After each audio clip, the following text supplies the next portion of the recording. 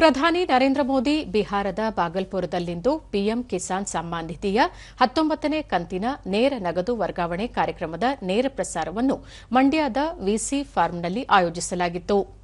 ಕೇಂದ್ರ ಭಾರೀ ಕೈಗಾರಿಕೆ ಮತ್ತು ಉಕ್ಕು ಖಾತೆ ಸಚಿವ ಎಚ್ಡಿ ಕುಮಾರಸ್ವಾಮಿ, ಶಾಸಕ ಟಿ ಮಂಜು, ವಿಧಾನ ಪರಿಷತ್ ಸದಸ್ಯ ವಿವೇಕಾನಂದ, ಜಿಲ್ಲಾಧಿಕಾರಿ ಡಾ ಕುಮಾರ್, ಜಿಲ್ಲಾ ಪಂಚಾಯಿತಿ ಮುಖ್ಯ ಕಾರ್ಯನಿರ್ವಹಣಾಧಿಕಾರಿ ನಂದಿನಿ, ಜಿಲ್ಲಾ ಪೊಲೀಸ್ ವರಿಷ್ಠಾಧಿಕಾರಿ ಮಲ್ಲಿಕಾರ್ಜುನ ಬಾಳದಂಡಿ ಸೇರಿದಂತೆ ಮತ್ತಿತರರು ಉಪಸ್ಥಿತರಿದ್ದರು. ಜಿಲ್ಲೆಯ ರೈತ ಬಾಂಧವರು ಹೆಚ್ಚಿನ ಸಂಖ್ಯೆಯಲ್ಲಿ ಆಗಮಿಸಿದ್ದಾರೆ. ಅವರು ಕೂಡ ಕೃಷಿ ವಿಶ್ವವಿದ್ಯಾನಿಲಯದ ಪರವಾಗಿ ಹಾಗೂ ಈ ವೇಳೆ ಕುಮಾರಸ್ವಾಮಿ ಪ್ರತಿ ವರ್ಷ ಕೇಂದ್ರ ಸರ್ಕಾರ ರೈತರ ಕಲ್ಯಾಣಕ್ಕಾಗಿ ಹಲವು ಯೋಜನೆಗಳನ್ನು ಜಾರಿಗೊಳಿಸುತ್ತಿದೆ.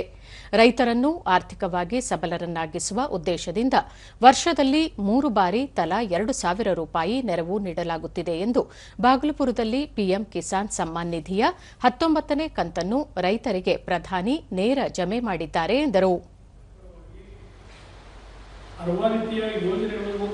ಜಾರಿಗೆ ಬರಬೇಕು ಅಂತಕ್ಕಂಥದ್ದೇನಿದೆ. ಬಹುಶಃ ಮುಂದಿನ ದಿನಗಳಲ್ಲಿ ಈ ವರ್ಷ ಕೆಲವು ರೈತ ಪರವಾದಂಥ ಯೋಜನೆಗಳಿಗೆ ಕಾರ್ಯಕ್ರಮಗಳನ್ನು ರೂಪಿಸ್ತಾ ಇದ್ದಾರೆ. ಇದಕ್ಕೂ ಮುನ್ನ ಸರ್ ಎಂ ವಿಶ್ವೇಶ್ವರಯ್ಯನವರ ಪ್ರತಿಮೆಗೆ ಕುಮಾರಸ್ವಾಮಿ ಮಾಲಾರ್ಪಣೆ ಮಾಡಿದರು.